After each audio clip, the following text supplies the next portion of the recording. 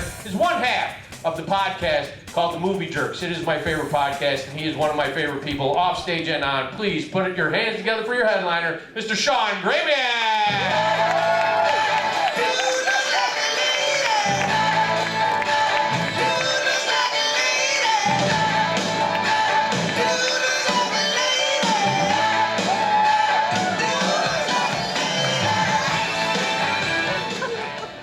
Dude looks like a lady. Our sound man's a little bit of a jackass. How the hell you doing, ladies and gentlemen? How's it going? You know, I think we can do better than that. I think you're the little crowd that could. I think you people can go ape shit. Let's try it again. How are we doing, ladies and gentlemen? See a little fake enthusiasm. That's all I'm looking for. Half the crowd is ladies. We all know you faked enthusiasm at one point or another in your lives. Right? That's good. That's awesome. Okay, let's get this out of the way, too. I know I'm a creepy-looking little guy. I get that. I know that I look strange. The point was brought home to me when I did a show in Calgary. My opening act comes up to me and he goes, "Hey, buddy, that's a good look. For you, buddy, that's a good look. Do you own a van?" And at first I didn't get it. I didn't understand. And then I realized, wait a second, based on my looks, he thinks I own a van and perhaps I abduct people. So I had to take him aside and say, "Listen, buddy, no, I don't own a van. I drive an ice cream truck. And I know where your kids go to school." I don't, but anytime someone's going to say something stupid, I'm going to fire back because I enjoy doing that. My looks, I know, they get me into trouble. I get it. Last summer, I'm walking across White Avenue and I hear a truck make a turn behind me. And I hear the driver yell, "Get across the road, you tight-ass slut."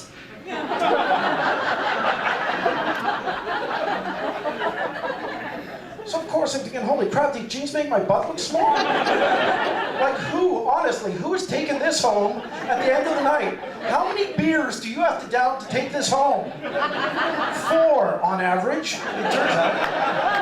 4. It's gotten so bad, my friends, when they take me home, when they drive me home, my comedy buddies, what they'll do is they will park and they will leave the lights on while I'm getting through the front door of my house. That's right, that's something you do for a lady. Because you're afraid someone's going to leap out of a bush and attack her. So I finally had to take my buddies aside and say, "Listen, if someone jumps out of a bush, when I turn and they see this, at that moment in time, that buys me enough hesitance, enough time to reach across and grab their collar and say, 'This is done when I say it's done.'"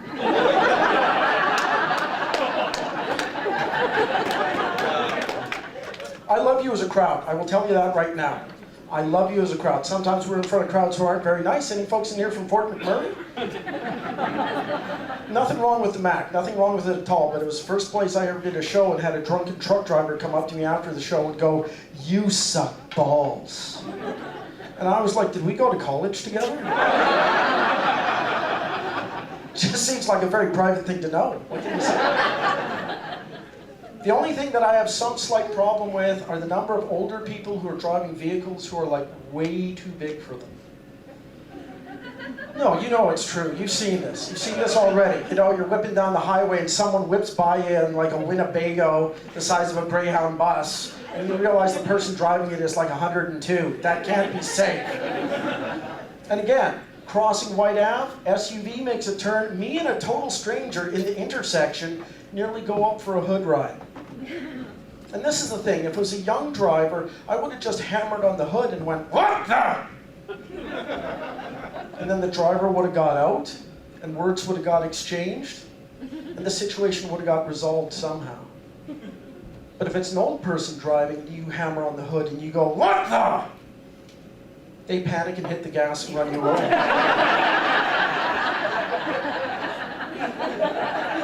You're laying there in a body casting, and you know, I'm partially responsible for this. May as well address another question that's going on in this room. I can feel it. I can feel it right now. Yes, I don't have a very active romantic life. Be honest. I can't. The thing is, I can't use Twitter or eHarmony or any of that crap because the moment I post a picture of myself, game over. Unless I can follow. Did you say Amber Alert? That's actually funny. I'm going to use that and never give you credit for it. Thank you very much, buddy. No, that's good. I like it. No, and honestly, for me, like, I have to rely on someone in this audience having a History Channel fetish. And I know, even in a crowd this size, there's at least one woman who's dreamed about sleeping with a Civil War cavalry sergeant. I know, because I have the costume at home. Totally authentic. Once again, you've been an absolutely wonderful crowd. But I noticed some of you had some road pop, some wobbly pop, some joy juice. There's young people in here. Maybe you had a hit of wacky tobacco before the show started. I don't know. But if you're feeling tipsy or out of sorts, please grab a cab or get a designated driver to get you home safe, because we want to make sure a crowd like you makes it back here, all right?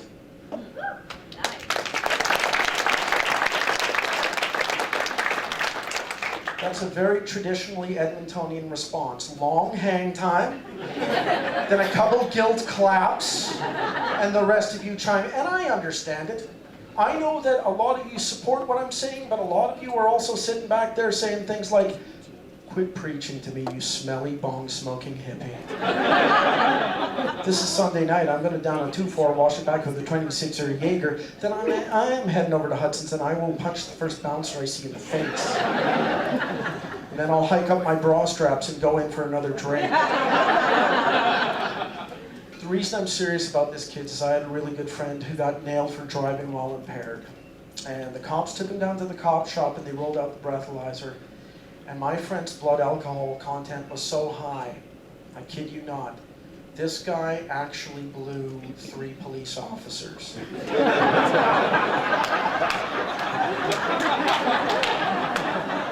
Okay, ladies and gentlemen, my name's Shawn Gramiak. Thanks very much for listening.